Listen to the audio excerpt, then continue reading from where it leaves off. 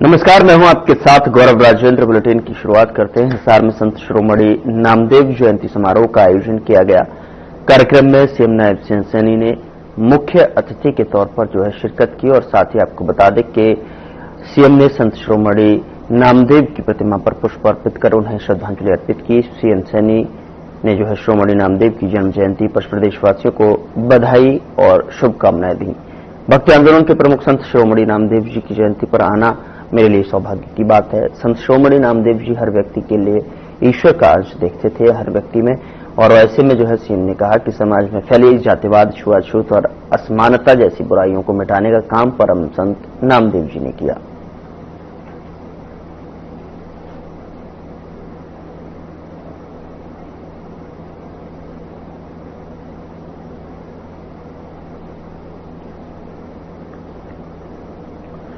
जुलाना कस्बे के वार्ड 4 निवासी एएसआई संदीप लाठर के परिजनों को सांत्वना देने के लिए महामहिम राज्यपाल असीम कुमार घोष पहुंचे। राज्यपाल ने मृतक एएसआई के परिवार से मिलकर उन्हें न्याय का आश्वासन दिया। करीब 40 मिनट तक परिजनों से बातचीत की। वहीं राज्यपाल के आगमन को लेकर पुलिस प्रशासन ने जुलाना में सुरक्षा के पुख्ता इंतजाम किए और इसी कड़ी में हरियाणा बीजेपी के युवा उपाध्यक्ष कैप्टन योगेश कुमार ने कहा कि राज्यपाल ने पारदर्शी जांच का भरोसा दिलाया है।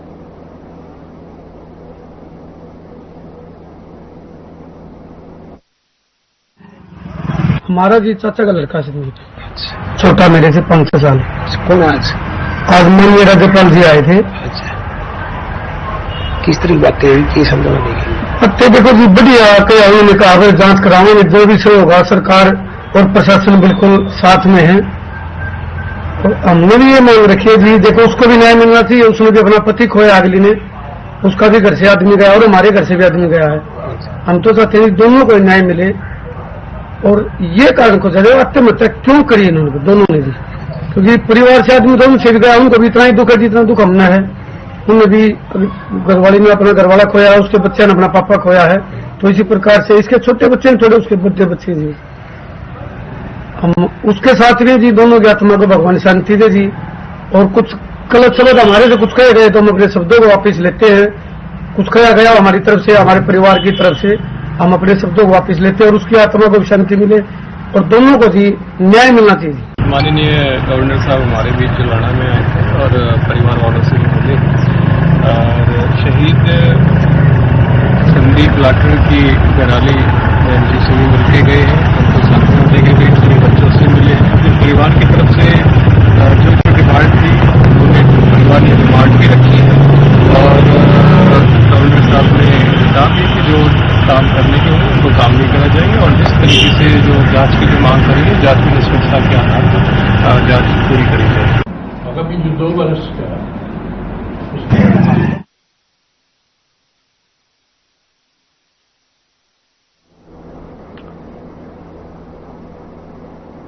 हरियाणा के सहकारिता मंत्री अरविंद शर्मा जुलाना में एएसआई संदीप लाठर के घर पहुंचे, जहां पर उन्होंने मृतक एएसआई के परिजनों से मिलकर सांत्वना दी। अरविंद शर्मा ने कहा कि ये पूरे प्रदेश के लिए दुखद घटना है और सबकी संवेदना परिवार के साथ है। परिवार से मिलने के लिए सीएम नायब सिंह सैनी, केंद्रीय मंत्री मनोहर लाल के साथ काफी कैबिनेट मंत्री और राज्यपाल भी आए। सभी ने आश्वासन दिया कि जो भी सरकार से मदद होगी वो परिवार को दी जाएगी।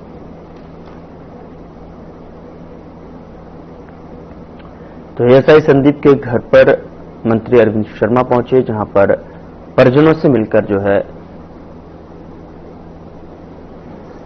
सांत्वना और ढांढस बंधाया, जिसकी तस्वीर आपके सामने है, जहां पर उन्होंने कहा कि पारदर्शी जांच और पारदर्शी न्याय यहां पर बिल्कुल तरीके से होते हुए नजर आएगा। और ऐसे में यहां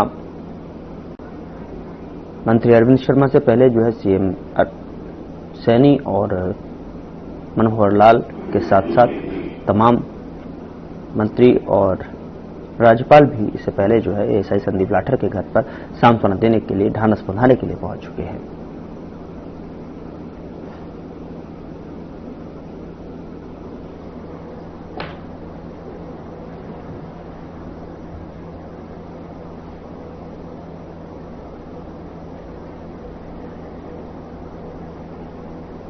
उधर भिवानी महेंद्रगढ़ लोकसभा क्षेत्र के तोशाम में सांसद धर्मवीर सिंह ने सांसद खेल उत्सव का शुभारंभ किया। इस अवसर पर उन्होंने कहा कि प्रधानमंत्री नरेंद्र मोदी की फिट इंडिया अभियान को समर्पित यह आयोजन खिलाड़ियों को प्रोत्साहित करने के साथ साथ उनके स्वास्थ्य को भी सुदृढ़ करेगा। सांसद ने कहा कि हरियाणा आज देश की सबसे बड़ी खेल ताकत बनकर उभरा है। यह महोत्सव युवाओं में अनुशासन, टीम भावना और नशा मुक्ति का संदेश देगा। ग्रामीण और शहरी क्षेत्र की खेल प्रतिभाओं को मंच प्रदान करने वाला यह आयोजन युवाओं में आत्मविश्वास बढ़ाने का माध्यम बनेगा। सांसद ने विजेता खिलाड़ियों को सम्मानित किया और प्रतिभागियों के उत्साह की सराहना की। खेलों में कुश्ती, कबड्डी, वॉलीबॉल, बॉक्सिंग, दौड़ और रस्सी कसी जैसी प्रतियोगिताएं करवाई गई।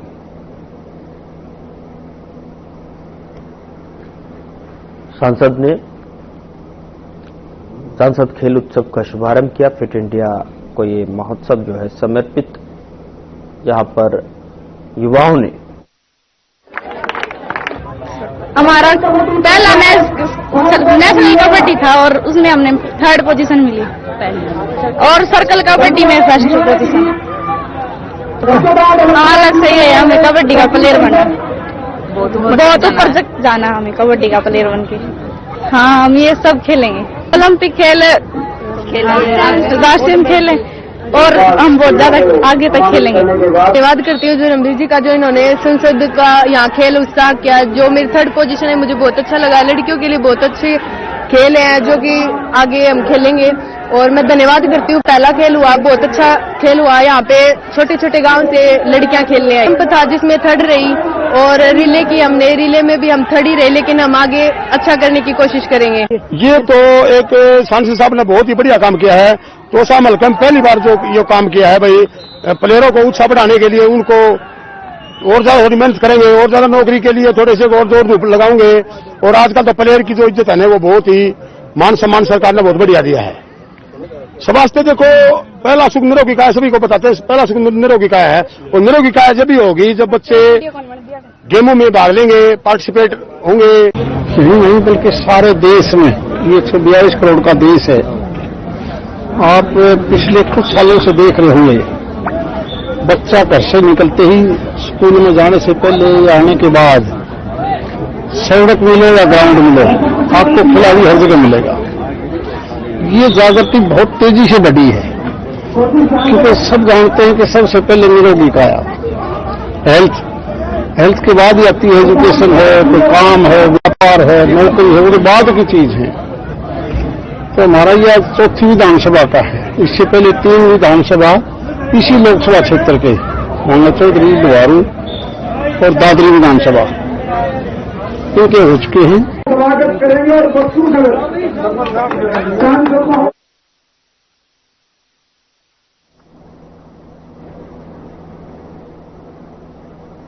कुरुक्षेत्र में रोटी बैंक प्रतिदिन जरूरतमंदों को भोजन उपलब्ध करा रहा है। रोटी बैंक शाखा कुरुक्षेत्र के प्रधान सेवक डॉक्टर अशोक कुमार वर्मा ने बताया कि संस्था 2018 से लगातार भोजन, सूखा राशन, वस्त्र, जूते, चप्पल और स्वच्छता सामग्री जरूरतमंदों तक पहुंचा रही है। आज रोटी बैंक टीम ने वात्सल्य वाटिका और सुंदरपुर झुग्गी बस्ती में भोजन वितरण किया। इस दौरान डॉक्टर अशोक वर्मा के साथ में रसोईया सीता और ई रिक्शा चालक रमेश मौजूद रहे। रोटी बैंक का कार्यालय और रसोई पुलिस लाइन में स्थित है, जहां से जो है प्रतिदिन सुबह 11 बजे कोई भी व्यक्ति भोजन ग्रहण कर सकता है। संस्था शिक्षा को बढ़ावा देने के लिए बच्चों को पुस्तकें, कॉपी, स्टेशनरी और आवश्यकतानुसार शैक्षणिक सहायता भी प्रदान करती है। डॉक्टर वर्मा ने बताया कि कोई भी व्यक्ति इस अभियान से जुड़कर सेवा कार्य में योगदान दे सकता है।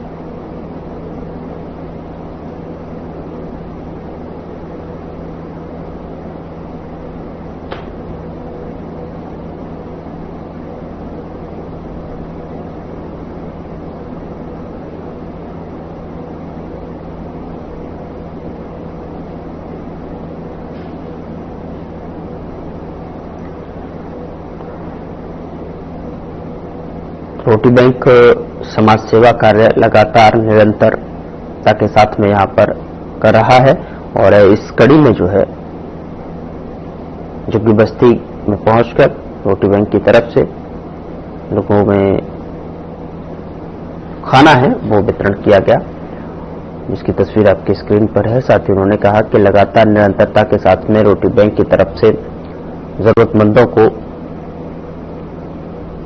जूते, चप्पल, कपड़े, तमाम वो रोजमर्रा से जुड़ी हुई वस्तुएं जो है वितरित की जाती हैं, चीजें वितरित की जाती हैं, जिससे कि लोगों को सहूलियत मिलती है। और ऐसे में जो है उन्होंने ये भी कहा कि कोई भी व्यक्ति इस सेवा में, इस अभियान में जुड़कर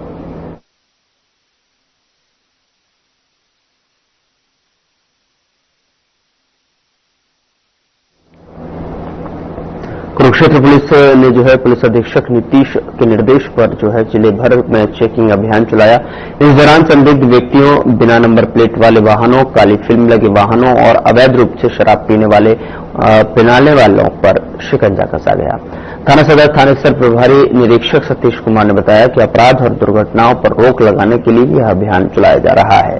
उन्होंने कहा कि कई बार बिना नंबर प्लेट वाहन या मुंह ढककर चलने वाले लोग वारदातों को अंजाम देते हैं। ऐसे में सख्त निगरानी जरूरी है।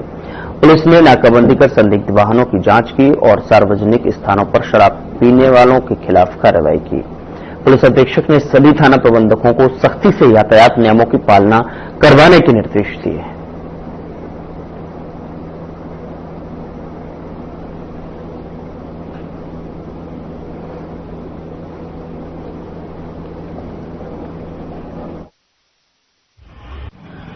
ये जिला कुरुक्षेत्र में पुलिस अधीक्षक कुरुक्षेत्र श्री नीतीश कुमार अग्रवाल की दिशा निर्देशानुसार पूरे जिले में नाकाबंदी की गई है। नाकों पर चेकिंग की जा रही है। कोई भी संदिग्ध व्यक्ति अगर मिलता है तो उसके खिलाफ नियमों से कार्रवाई की जा रही है। और नाकों पर कोई ड्रंक एंड ड्राइविंग या आता है तो उसका चालान किया जाता है। और कानून व्यवस्था को दुरुस्त रखने के लिए पुलिस की तरफ से ही यही अपील है कि रात के समय दारू पी के गाड़ी ना चलाएं, इससे बहुत सारे एक्सीडेंट होते हैं। अगर कोई संदिग्ध गतिविधि मिलती है, संदिग्ध व्यक्ति मिलता है तो उसकी सूचना तुरंत पुलिस को दें।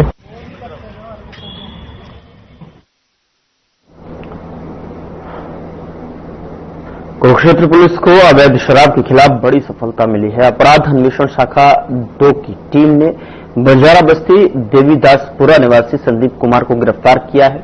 बता दें कि उसके कब्जे से 848 बोतल ठेका अंग्रेजी देशी शराब और बियर बरामद की है। अतिरिक्त पुलिस अधीक्षक प्रतीक गहलोत ने बताया कि निरीक्षक मोहनलाल के नेतृत्व में पुलिस टीम ने आरोपी की कबाड़ी की दुकान पर छापा मारा, जहां से भारी मात्रा में शराब बरामद की गई है। आरोपी के खिलाफ आबकारी अधिनियम के तहत थाना सदर थानेसर में मामला दर्ज कर 1 दिन की पुलिस रिमांड पर लिया गया है। जांच में पता चला कि आरोपी पर पहले भी आबकारी अधिनियम के तहत में कार्रवाई कई जो है मामले दर्ज हैं और ऐसे में जो है पुलिस पुराने आरोपियों पर जो है विशेष निगरानी रख रही है ताकि जिले में अवैध शराब के कारोबार पर पूरी तरह अंकुश लगाया जा सके।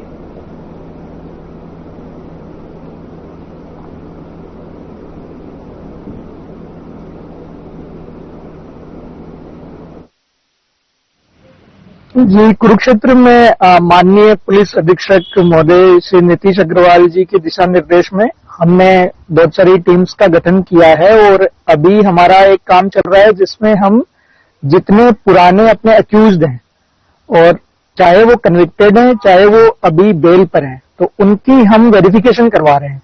तो इसी सिलसिले में इंस्पेक्टर मोहनलाल जी के नेतृत्व में भी 3 टीमें गठित की गई है। तो उसमें एक उप निरीक्षक प्रेमचंद जी की टीम है।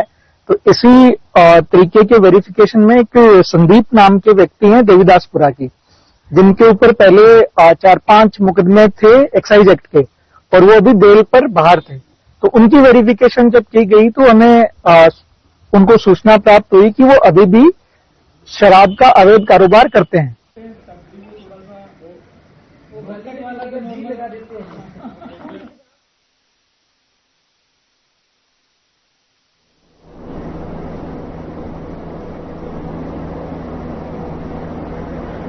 महेंद्रगढ़ में फ्लाईओवर के पास सीमेंट से भरे ट्रक और पंच गाड़ी कोई जोरदार टक्कर हो गई, जिससे गाड़ी के परखच्चे उड़ गए और ट्रक पलट गया।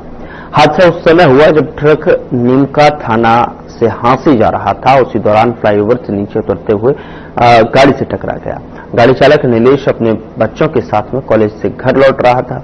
जब यह हादसा हुआ, टक्कर में नीलेश और उसके दोनों बच्चे गंभीर रूप से घायल हो गए, जिन्हें अस्पताल ले जाया गया और उनकी गंभीर हालत को देखते हुए हायर सेंटर रेफर कर दिया गया है। वहीं ट्रक चालक को भी मामूली चोटें आई हैं और हादसे के बाद में सड़क पर जाम लग गया, जिसे पुलिस ने नियंत्रित किया और मामले की जांच शुरू कर दी है।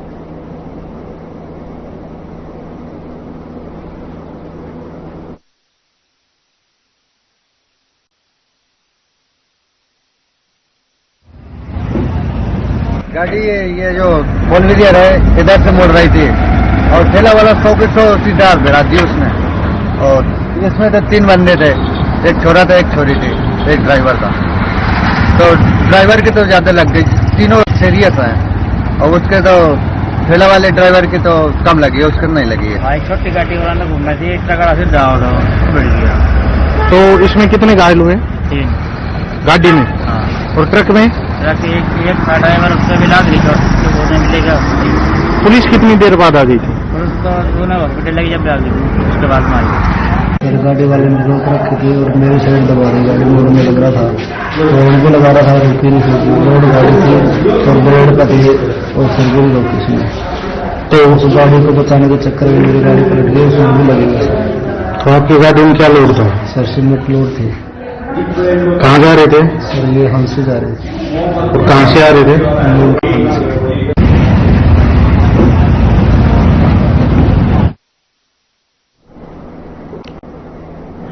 उधर गुरुग्राम में एक्साइज डिपार्टमेंट ने नियमों का उल्लंघन कर चल रहे पब और अहातों पर छापेमारी की है। दरअसल आपको बता दें कि विभाग को जानकारी मिली थी कि कुछ बार संचालक अपनी अनुमति को दरकिनार कर सुबह 11 बजे से रात 12 बजे तक के बजाय पब बार को अधिक समय तक खोल रहे थे। सेक्टर 63 स्थित एक पब बार पर भी की गई रेड में अवैध रूप से शराब की बोतलें बरामद की गई हैं, उन्हें सर्व किया जा रहा था। इसके अलावा एसपीआर रोड पर स्थित एक अहाते से भी अवैध शराब और बियर की बोतलें मिली और एक्साइज विभाग ने दोनों जगहों पर कार्रवाई करते हुए चालान किया है। दरअसल बता दें कि विभाग ने कहा कि यह बार संचालक लाइसेंस फीस न भरकर सरकार को चूना लगा रहे थे और आगे भी इस तरह के उल्लंघन पर सख्त कार्रवाई की जाएगी।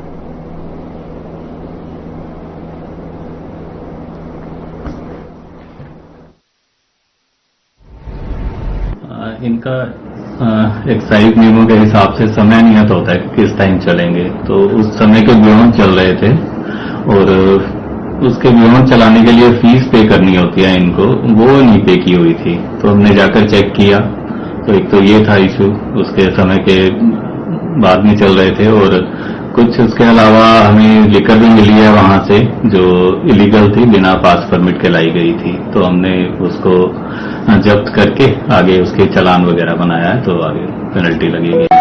क्या शिकायतें मिल रही थी डिपार्टमेंट को? कौन से ये बार या हत्या कौन सा था? एक एफ बार के नाम से L4 L5 लाइसेंस है, बार है, वहां पर किया। एक वाइल्डली के नाम से अहाता है जो अमेरिकन एक्सप्रेस की बिल्डिंग के साथ है एसपीआर रोड पर। तो इन दोनों में आज सुबह 6 बजे रेड की थी। क्या टाइमिंग था सर इनका और क्या टाइम के अनुसार नहीं चल रहे थे? बार का समय तो रात 12 बजे तक होता है, सुबह 11 से रात 12 बजे तक। तो ये 6 बजे जैसे 6-7 बजे तक भी चल रहा था। और जो अहाता है उसका टाइम होता है सुबह 8 बजे से रात 12 बजे तक का, तो वो भी समय से पहले चल रहा था।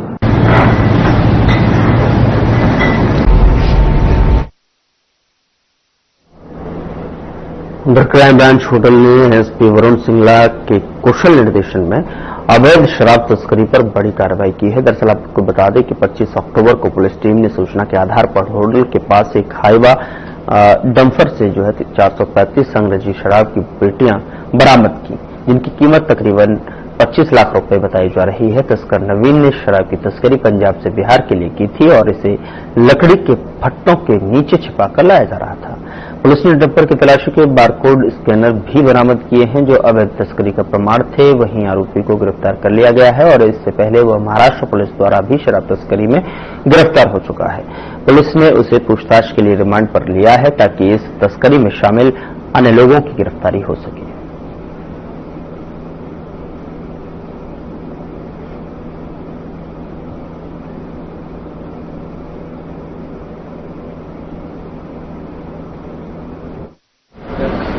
हम जो है अवैध शराब का तस्कर जो काफी बड़ी खेप के साथ काबू किया है, जिसका नाम नवीन निवासी तरकी दादरी है। उम्र करीब इसकी 28 वर्ष है। कुल जो है 435 अवैध शराब की पेटियां पकड़ी है, जिनमें इंपीरियल ब्लू की 181 पेटी है और रॉयल स्टेक की 253 पेटी है। ये गाड़ी जो है ये हाईवा डंपर है और RJ53GA 0552 इसका नंबर है। इस हाईवा ट्रक गाड़ी में इन्होंने जो है लकड़ी के फट्टों के बीच में इसको छिपा कर रखा हुआ था शराब को, और हाईवा गाड़ी में एक स्कीम बनाई हुई है जिसके चारों तरफ जो है फट्टे लगाए हुए हैं और उसके ऊपर भी फट्टे लगा देते हैं। अंदर बीचों बीच एक जिसको स्कीम के नाम से पुकारा जाता है वो बनाई हुई है, उसके अंदर से ये शराब बरामद हुई है। कुल कीमत शराब की करीब 25 लाख रुपए अप्रोक्स मान के चलो। और ये जो शराब है ये रोपड़ पंजाब से लेकर ये चला था, पंजाब से जो लेकर चला था ये बिहार जो जानी थी शराब चुनावों में। अब ये अभी 25 का विषय है किस प्रकार से इसको इनको यूज करना था, लेकिन अभी जो प्रारंभिक इसने बताया है कि बिहार शराब जानी थी। अभी इसका आज पुलिस रिमांड हासिल करेंगे और गहराई से तफ्तीश करके सारा जो इसमें इस गिरोह में कौन कौन शामिल है, कौन कौन लोग हैं जो अवैध शराब तस्करी का काम करते हैं।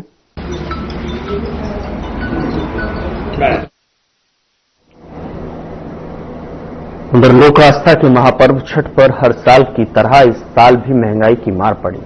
इस साल भी छठ के सामान 25 से 40 रुपए तक महंगे हुए हैं।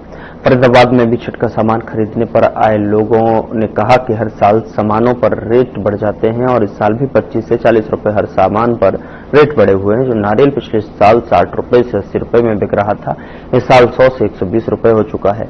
बांस की बनी डाली पिछले साल 100 रुपए की थी, लेकिन इस बार 150 रुपए की हो गई है। लोगों ने कहा कि फल भी 20 से 40 रुपए महंगे हो चुके हैं। लोगों ने कहा सरकार को इस पर ध्यान देना चाहिए। 4 दिन के लिए इस महापर्व पर जो छठ पूजा में सामान इस्तेमाल होते हैं एक्सपोर्ट होकर बाहर से आते हैं, इसलिए इन्हें रेट कम होने चाहिए। तो वहीं दुकानदारों का भी कहना है कि जहां से सामान लाते हैं वहां पर भी उन्हें महंगे दामों में ही मिलता है।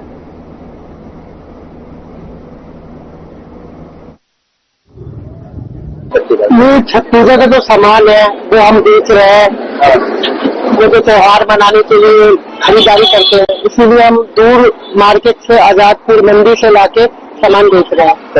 पहले तो ये था कि 100 रुपए तक में वहाँ से मिल रहा था, तो 15-20 रुपए तो हमें भी चाहिए, यहाँ लाके किराया भाड़ा लगता है, और जिससे हमें भी 10-20 रुपए का लाभ हो जाए। तो अब जो है मंडी से ही इतना महंगा कर रखा है 130 रुपए का, ताकि किराया भाड़ा लगा करके 130-40 तक पहुंच जाए। तो हम 180-150 तक का सूप तो बिकना जायज है। महंगा तो अभी देखो भैया, सूप का रेट पूछी हो तो 300 रुपए जोड़ा बता रहे भैया। नारियल बताए हैं 150 रुपया जोड़ा। पिछली साल की बात करें, पिछली साल कितना था? पिछली साल तो 100 रुपए जोड़ा था, 100 रुपए का सूप मिल गया था। तो इस बार तो फिर महंगा है, महंगाई बढ़ रही है। महंगाई तो है ही है। फिलहाल बुलेटिन में इतना ही। नमस्कार।